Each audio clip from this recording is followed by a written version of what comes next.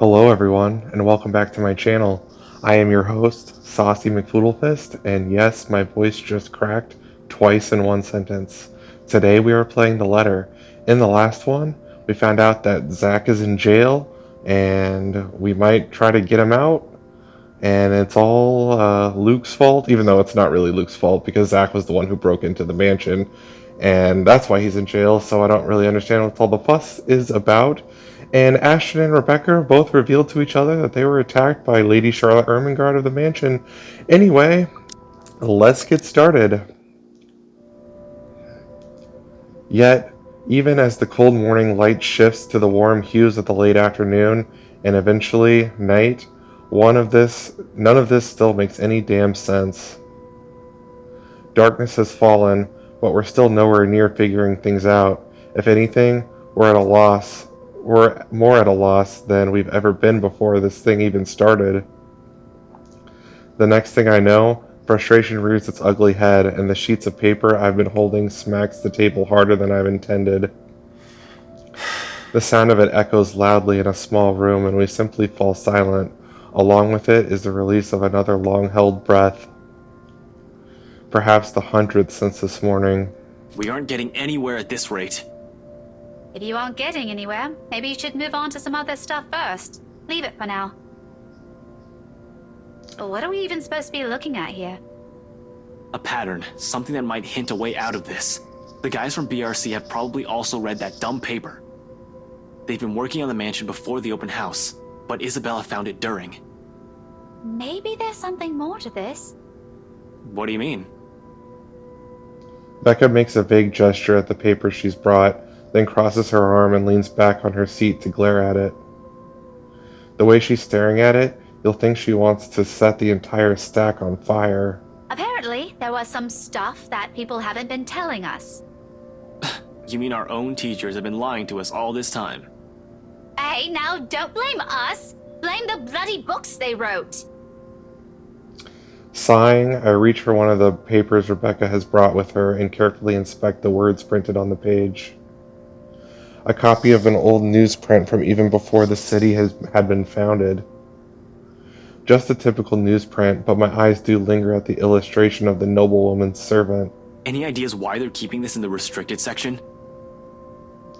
Rebecca merely shrugs at my inquiry, but her annoyance seeps through her answer. How should I know?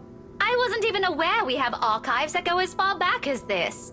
This is before the city was even founded.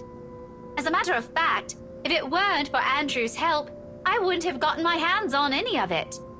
Maybe they didn't think it would be important to talk about it. After all, this is more Anselm's than ours. That or some old bugger's hiding something. Why else would they tell a completely different story? Revising what's written seems a useless endeavor on its own when you have nothing to gain from it. Thanks to those, we're also missing a lot of things here. There's still a gap. A huge one. Even with the information we currently have right now, it still feels like there's something we're overlooking. All we have to go on with this mansion is the letter and the stuff that selfish people have been keeping from the public. But what else? At present, everything seems to point to where this all started. The Ermengarde mansion. Will bringing the letter back there fix everything? Fuck. How do I? The mansion's private property now. Can't just waltz in there. I'd rather die before I even think of begging Wright to let me in and investigate the place. After what he did to Zach, not gonna happen. Over my dead body. One thing's very clear after these last 2 days, however. We're not safe anywhere, and I have to act fast if I want to keep my friends alive. We can't keep running away. Sooner or later, she'll just get us like she did with Isabella. And damn it, I hope Zach's okay where they're keeping him. There are guards stationed at holding cells 24/7, but you can't be sure. This is a ghost we're up against. Before anything happens, I have to put an end to this. Sighing, I stand up and stretch out the kinks of my back after several hours of sitting. We've been at this for far too long. A break is needed. Time to let everything sink in, or else we'll burn out. I know I will, and it's another thing I cannot let happen when they're all counting on me like this. Albeit unspoken, it's in Rebecca's eyes when she looks up at me, waiting. We've been at this for hours. We should take a break for a few. The rest of it never makes it out of my mouth as something heavy and grating sounds from the far end of the room. A harsh broom noise rending through the eardrums of everyone in the room. All at once, Rebecca's on her feet, while I quickly palm for my gun on the table. However, before I can pull it up and remove the safety, the whole racket stops. Stillness descends in the room, and amidst the sudden hush, the two of us exchange anxious glances. So much for a break. Ashton, that might be... Gather everything. No questions asked. She wastes no time getting to work, piling up the documents we've been reading through. But before she can even finish, another noise ups the tension already gripping the place. Suddenly, the lights go out and the wardrobe at the end of the room rattles as if something inside begs for freedom. Cautiously, eyes glued to it, I take a step forward and release the lock from my gun. I'm no trigger-happy person. I'm not even sure this will work on a ghost. But right now, its smooth surface against my palm, with the trigger on my finger, provides the closest thing I have to relief as I approach the closet. I have everything. We should just... Worried as she is, she immediately stops at the slight raise of my hand, but the edge is there while she huddles in the space in between the door and the room. In case this goes south, whatever I find inside, she has enough time and space to run from their position. In 2 deep breaths, I've crossed the room and stood in front of the closet. Whatever's inside has yet to stop thrashing. Instead, it has now moved to banging on the door, louder and louder the longer I dally. Another shallow breath, a glance at Rebecca, a nod. Something creaks. Then, in the next moment, I'm grasping at the handles and swinging the doors wide open to reveal... nothing.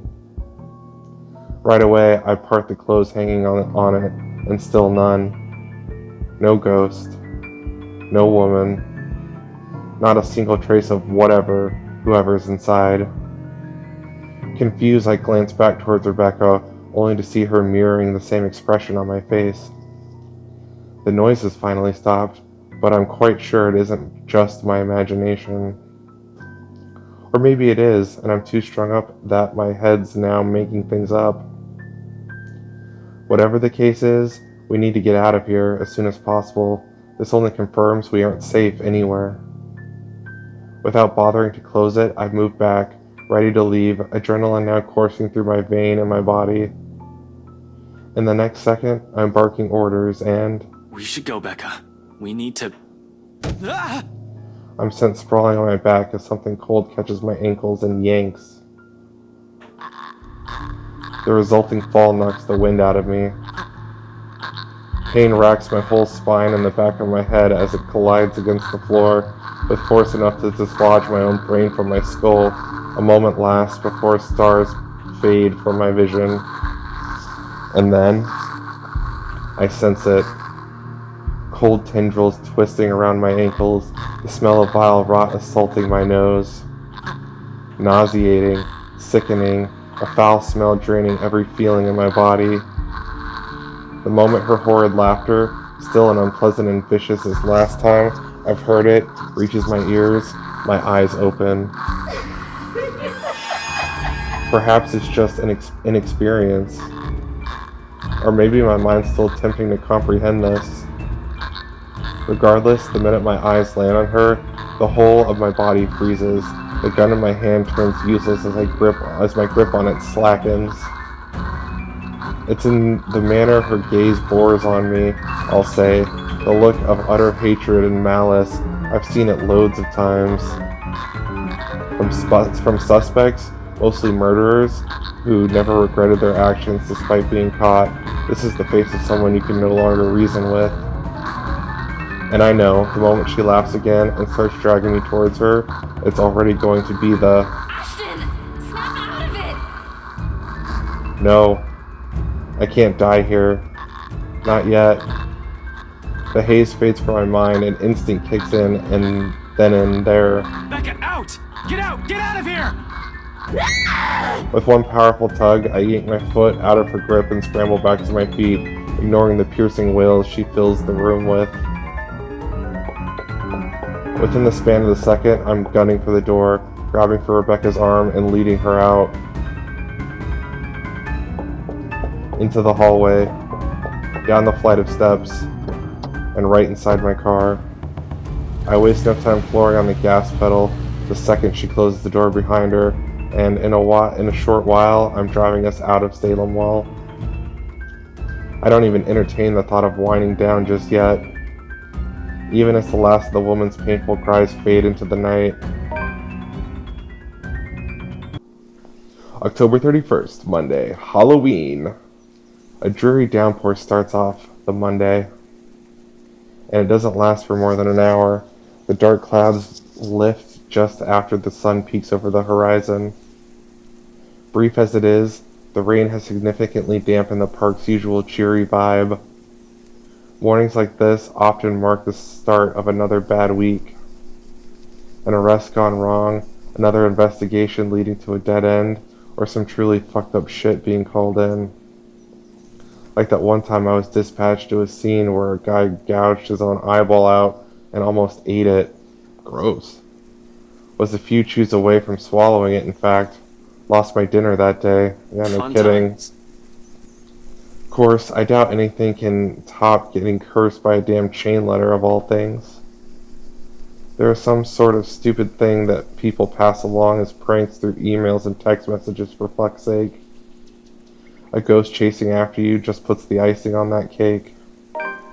So far, all we've done is run, snoop about, read stuff, and run again. It frustrates me to no end how we're still no closer to an answer. Me too, game. Me too. Even my car reflects the state my mind is in. Photocopies of documents litter every available surface, scattered all over the place, spilling from the passenger side and into the back seat, making an entire mess of what little space there is. Not that I'm any better. My last shower was 24 hours ago. I haven't slept at all. My last meal was a slice of cold pizza I bought from a convenience store the night I broke into BRC. The way I am now, I'll definitely get a scolding. Isabella would, well, she would complain about how dark the bags under my eyes were getting, and about how I reek and how I need to shower pronto. Rebecca will definitely give me an earful to tell me to take care of myself better, saying that I'm killing myself on the job. I can rest easy when this is all over. Me too, game. Me too. It's not that I can't feel the pang of hunger. With that woman chasing after you, it's difficult not to feel anything other than horror. The rush of adrenaline coursing through my veins in my desperation to survive. In fact, I can still sense the ghost of her touch from last night. Her bony digits wound tightly around my ankle, and that horrid smile she has on her as she pulls me closer. Okay, if she's a ghost, then how can she grab you? If she was a ghost, wouldn't she just go right through you? Or is that just me? Anyway. The memory's enough to send a shiver up my spine and make me antsy. Perhaps the only thing comforting about this is the sight of my gun nearby. From my dashboard, sunlight glints off Ophelia's surface. Normally, I keep it hidden in a compartment. Luxport police regulations only allows authorized people to carry firearms, and even those are limited.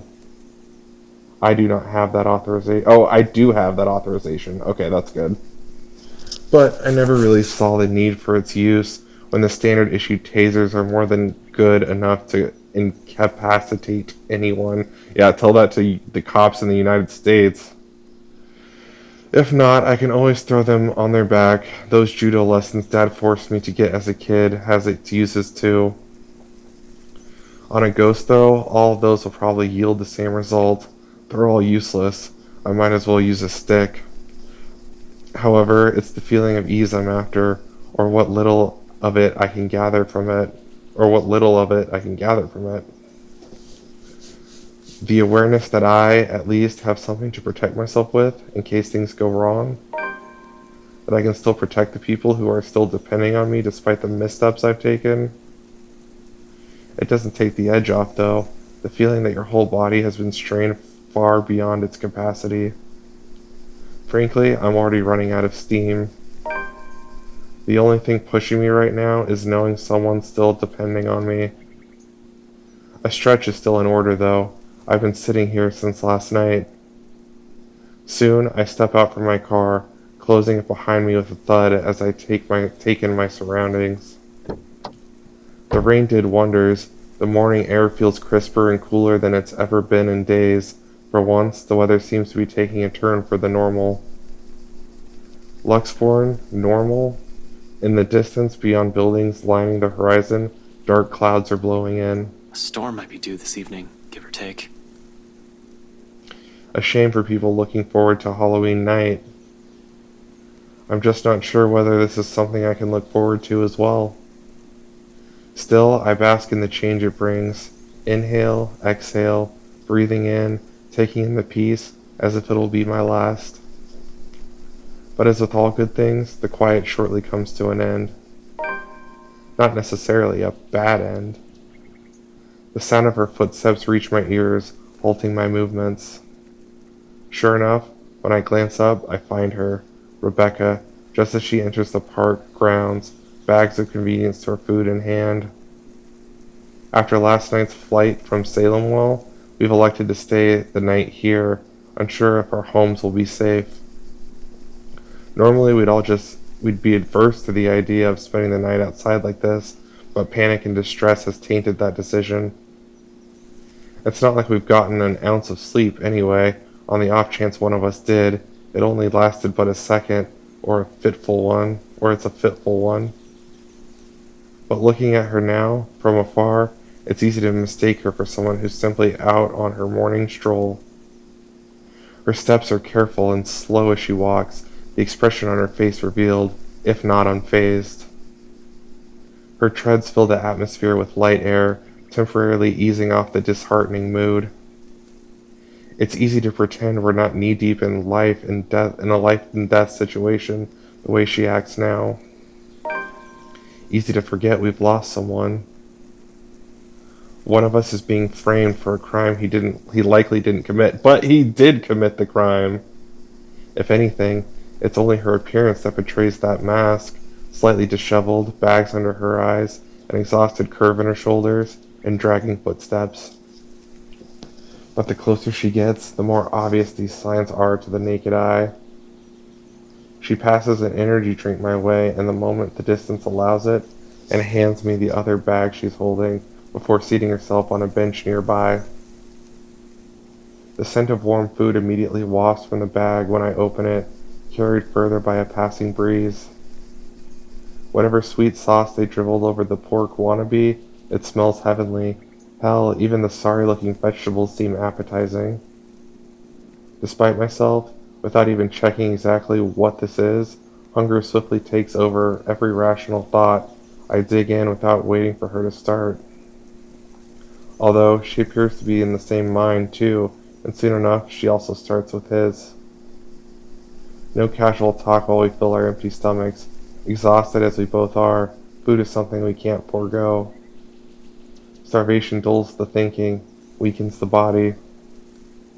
If we are to survive this, we're going to have to take care of ourselves first. It's one of the things that Zach will likely remind us of. Isabella would never let me hear the end of it either, if she were still here. In a matter of minutes, we're done and dumping the empty cartons on a nearby waste bin. Along with it is the shift in my mood. Back to dismal. Back to the problem at hand. The comfortable atmosphere from minutes ago was nice while it lasted. Admittedly, I've missed these kind of moments between us. We never had the chance, always busy on some project or work. The things we've taken for granted, now we're realizing how valuable they are. With one of us no longer here and the other stuck in a jail cell, the world has an awful sense of humor. While the one we've just had is short-lived, it's another thing I want to look forward to. If we ever free ourselves from this damn curse, I'd like to believe there's a way. For now, we have to focus back on the present. This. Dead people. The letter. The curse. It's not simple to bring these things up, but necessary. Where do we go from here, Ash? It's an innocent question at best, but he looks at me as if my face has all the answers in the world. He? I didn't know Rebecca was a he, but okay. I used to think so, back when I was up at the top of my game and I was still sure of everything. Now there's just uncertainty sullying whatever decision I come up with. At some point, logic has simply stopped working here and we've started grasping at straws. Along with exhaustion, fatigue, and stress, we have enough kindling to get a fire burning. The not so pleasant kind of fire. We can't stay here. We'd be sitting ducks if we remain in one place. Alright, so we just keep running like this? We don't have much of a choice, Becca. Even our own homes aren't safe.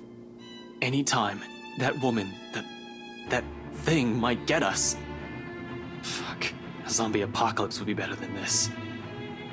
It still doesn't change anything. You just said it. Nowhere's safe. But dying is the last thing I want to do right now, Ash. Not to a stupid chain letter. Someone was too gullible to pick up and show everyone. Don't you think it's a bit too late to start laying the blame on someone else? It's not even helping at this point. Who said anything about blaming anyone? Do you really think I don't blame myself for this as well? Isabella warned all of us. In the first place, we wouldn't even be having this problem if you'd only... What do you want to hear from me then? If what happened last night didn't tell you how bad... Will you get yourself together? I don't even know what I'm fucking doing, Rebecca! Zach's in jail. Some scumbag is holding my best friend responsible for a crime he didn't commit. He committed it. Isabella's never coming back, no matter how many times I apologize to her. You want me to admit it? Fine. This whole mess is tearing me apart.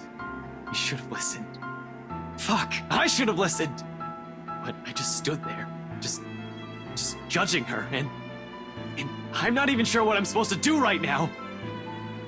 We both faltered as silence at my words, and an awkward, stifling mood descends between us. I do not mean to shout, to snap at her, to add to that kindling, not in a moment when anytime, anywhere, that damn ghost, might get to one of us. We're both in the same boat, yet here we are, playing the blame game. Little by little, we're falling apart, caving into the pressure, to the bleak situation we're trapped in. Did that ghost mean for this to happen? To divide each of us so we can pick us off one right after the other? Who knows? Anything's possible if her kind can exist. With that fire burning between us, rising as high as it is now, I'm afraid, deathly afraid, that the possibility might come sooner than I can figure out all of this. I can't even bring the next words to come out of my own mouth, that, out of everyone, I have to be the one saying these to her. This is more of her forte than mine, keeping the peace, placating everyone, while I unintentionally aggravate people with badly chosen words. Funny how fast the tables have turned after just one unfortunate incident. How am I even supposed to cope? I swear, I'll get us out of this mess. But if we want to make it out of this in one piece, we're gonna have to calm down first. Before my own temper flares, I walk away and slide back into my car. If the door slams with more force than needed, I like to blame it on the pent-up anger boiling up in me. I'm not even sure what or who I'm angry at. The ghost, at her sudden outburst, or maybe at myself for being this useless. Because despite her not saying anything, I know, goddammit, she's still counting on me. In spite of my failures, or every harsh word I've uttered, or how unbearable I can be as a friend. It's there where the tension after the argument finally breaks, and she follows me, and I get in the car. It's in concerned glances she shoots my way when I start the engine without a word and drive off. It's in her silence, a heavy gift, her unwavering trust. Yet it's one I'm more than willing to carry, even though my own exhaustion, if only to keep her safe. In this city of 68,000 strangers, she's the only one I have left. Though in all seriousness, a good rest is our best bet for now. Thinking with an exhausted brain is almost as good as running around in circles. We might as well throw ourselves at the ghost and be done with this. The local Irish pub may not be the best place to hang around when one hasn't slept a wink or you're stressed. More often than not, it's loud. Sometimes the music played by drunkards grates the ears, and the whole place smells like piss on a bad day. All in all, it's the very definition of the last place I'll hang around after a wakeful night, but it's safe. Or as safe as it can be, with G's security watching the place, making it easy to find help in case you find yourself in a tight spot.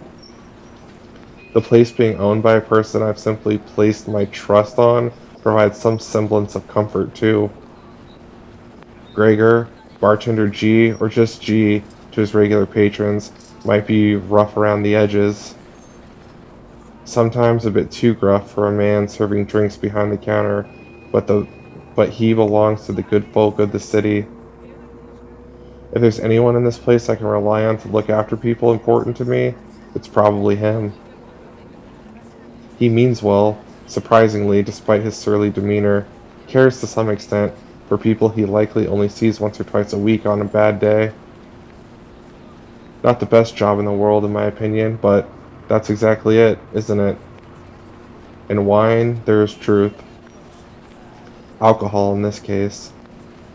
It loosens the tongue, forces one to let his or her guard down, whatever inhibitions anyone has. It all flies straight out the window after a few glasses. It has made him more observant, too. Always has one or two things to say about someone or something. Most of the time it's me, opinionated ass. But God knows how many times I've asked for his help when I'm met with a dead end in a case or I'm in trouble. This time's no different. As expected, the moment we show up, he's kind enough to offer us a room at the back of his shop. A single look at my face, I don't even need to say anything, and the next thing we know, he's leading us in. No questions asked. Maybe it's also for this reason why I find myself drifting towards the station hours later and having gotten a much-needed shut-eye. Newly washed drinking glasses and tumblers line the counter surface when I enter the room. Behind the bar, G's busy wiping each of them clean, likely prepping for tonight's use. Briefly, he glances up at me, once I claim one of the empty stools and grab a rocks glass sitting closest to my elbow. Turning it absent-mindedly in my palm, just to keep my hands occupied while my brain's busy, still trying to make sense of everything. Even at a dead hour, with only a few patrons milling about, this place still smells strongly of liquor. Honestly, I've never grown fond of it. Regardless of how many times I've made a trip or sat here, or the same spot, just talking with the old man. I've never been fond of drinking in the first place. Yet oddly, it's the nasty odor of a brewery that helps clear the mind this time. Along with the lack of the establishment's usual hubbub and the occasional clinking of glasses. Even more bizarre is that through my lack of words, G doesn't say anything. Although it's clear from the way his mouth is curved up in a tight frown that he has questions, a bucket load of it, he wisely keeps it shut. Instead, he simply focuses back on his work, rinse, wipe, stash away, repeat, going through the motions with such familiarity. It's almost a trance. Watching his precise movements quietly like this, with these thoughts swimming inside my head, it's easy to lose track of everything around me. One solid lead on this, one possible way to sort this out, but will it work?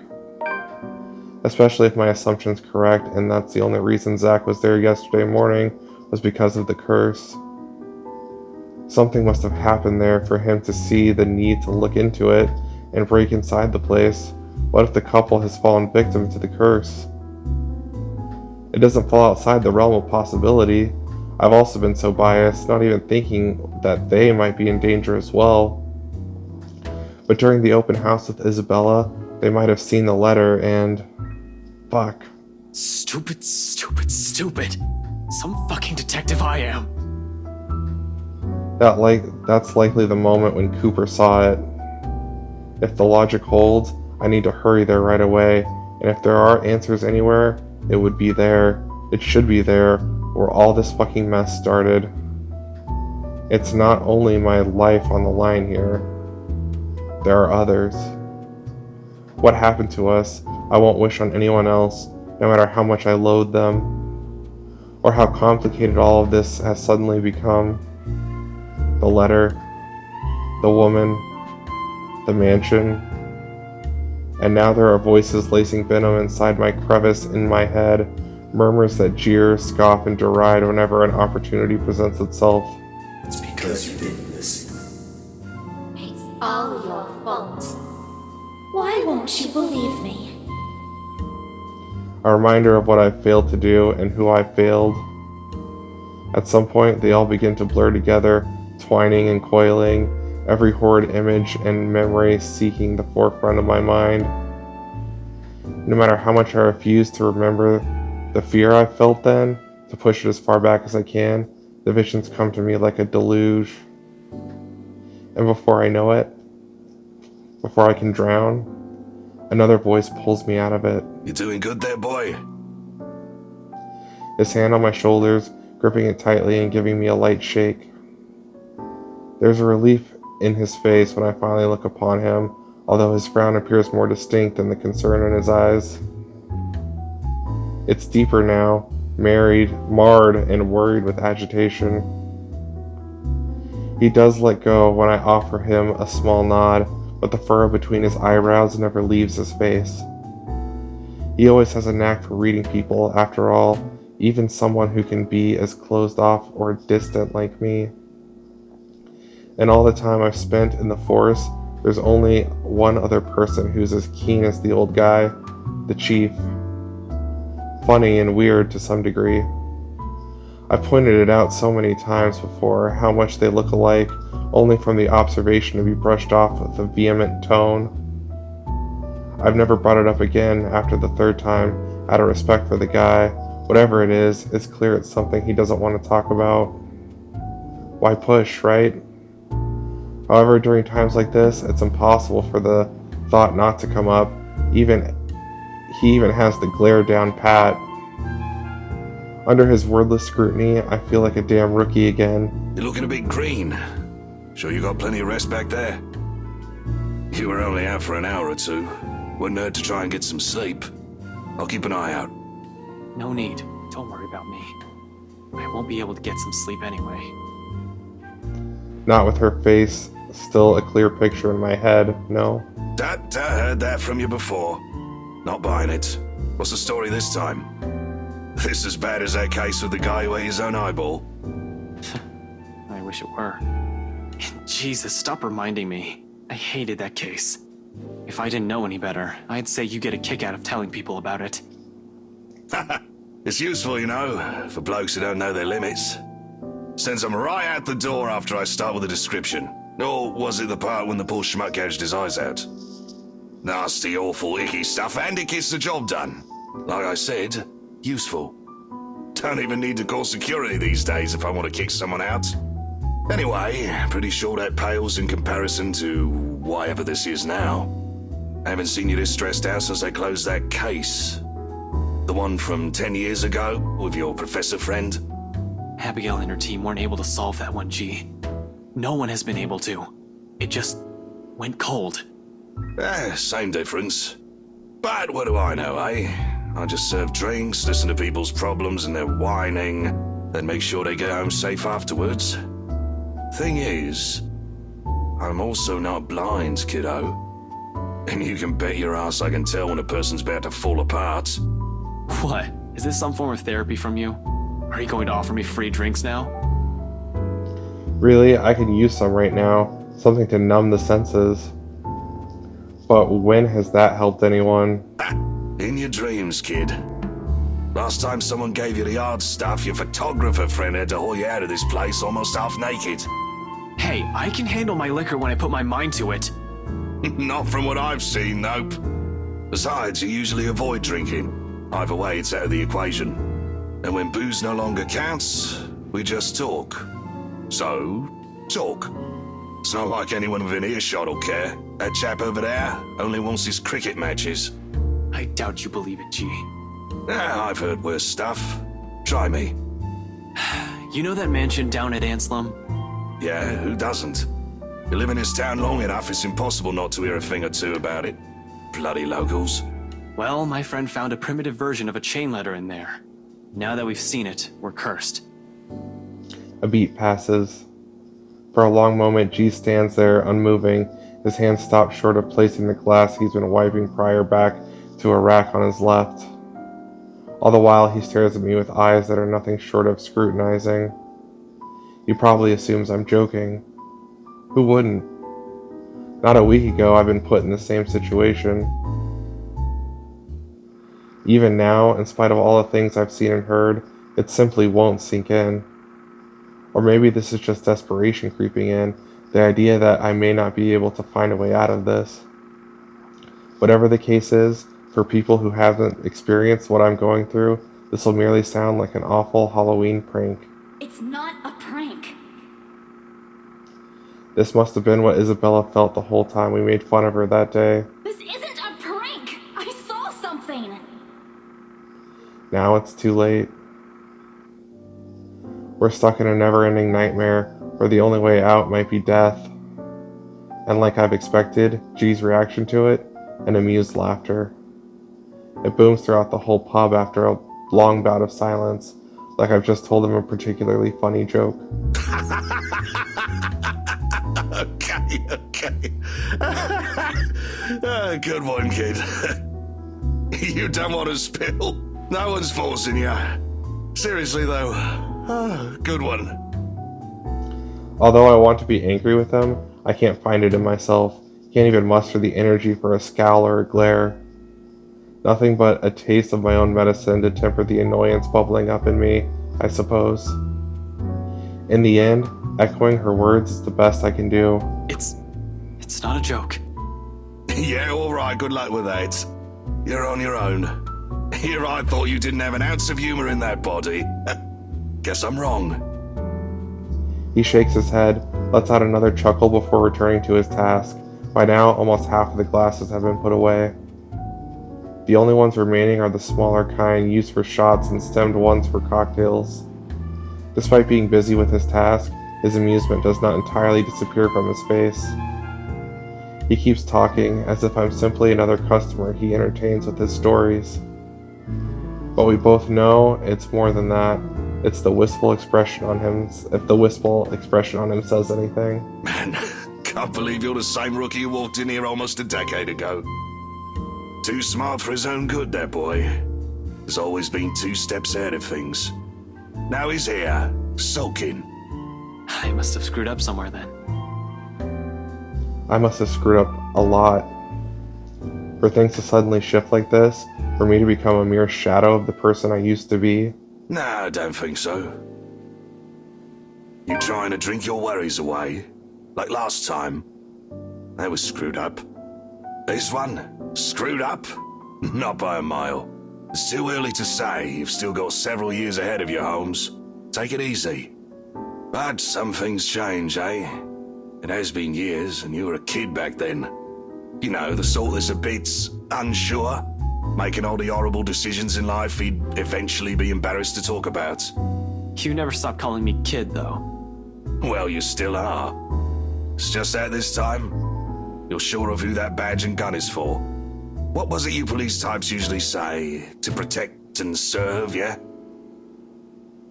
A significant pause follows at its heels.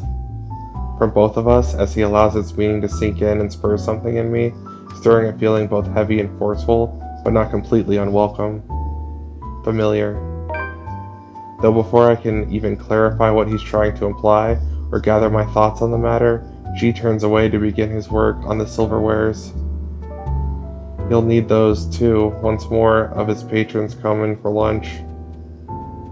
Slow and easy. A sharp contrast with the constrained air we've both been wading through these past weeks. A fleeting moment, but one I allow myself to relish, if only because of its absence lately. The way things are now, this is almost a gift. So when it all ends with the sound of my phone ringing, a sigh is all that leaves me. I placed the damn thing on low volume last night, but it does nothing to keep it quiet. I don't even know if I want to answer it now. It has brought me nothing but one bad news after another. Thinking back about it only makes me want to chuck it into the closest trash bin I can find. Not that it'll help things, of course. Another exhale slips my lips before I pull it out, quickly swiping over the screen without checking the caller ID. After all, the only person who will worry or fret over how awful I might sound right now is here with me. My parents never call around this hour, so chances are it'll probably be the chief or Abigail. There's Zach, but he's in a position where he's contacting me as impossible, placed in jail by some scumbag for a crime he likely didn't commit, but he did! No use pretending what I'm not when it's anything but. Inspector Frey speaking. Good morning, sir. Sorry to bother you this early. What is this about? It's about your friend, you know? The guy I called you about yesterday. Oh no. The one they brought in the night before. Zachary Steele. His hesitant note does nothing to diminish the lump that has suddenly lodged itself in the base of my throat. What are the chances? What are the chances something went wrong while I wasn't looking? While I'm out here brooding of all things? How is he? Is he doing okay? We actually have a problem, Detective Inspector. Oh no! Hasty assumptions aren't a usual fare in my book. That shouldn't change right now. The precinct is secure. It's supposed to be. They have guards manning the station 24/7. If anything, all Zach has to do is shout and someone will be there for him. Even if it's a phantom going after him, he should be safe there. He should have been. Yet none of these reassurances will allay my suspicions, and whatever little thread of hope I'm hanging onto frays slowly as each second of silence passes us by. An expectation so weak, faint, I might as well just let go and prepare myself for the worst. It's a feeble attempt at optimism I will never get used to. This is out of my depth. This isn't my forte. Zach's, maybe. Rebecca's too. Never mine. Hell, this is the kind of mood Isabella has always unknowingly brought with her. What her eyes often conveyed, what I've often found myself searching in her whenever I look at them. But no matter how many times I repeat any words of comfort or calming images inside my head, the hollow chill at the base of my stomach refuses to ease. Even my voice shakes when I urge Officer Rents to speak again, weak and unsteady. The only thing keeping me from stumbling when I abruptly stand in the counter's solid support is the counter's solid support behind me, the flat of my hand braced against it for leverage. Officer Renz, right? What happened? You're supposed to keep an eye on him, yeah? It's protocol. Your friend, sir, he's... I think it'd be better if you just saw it yourself, sir. This isn't something you should be hearing over the phone. Chief Inspector Lee wants you to report in as well. It's about the case Luke Wright filed yesterday, and... The rest never registers. Rather, my brain refuses to acknowledge any of it, not even the possibility that this might just be a terrible joke. All I can think of is the suffocating dread and the piercing noise, white and deafening, ringing in my ears despite the bar's morning hush. There is only Zach.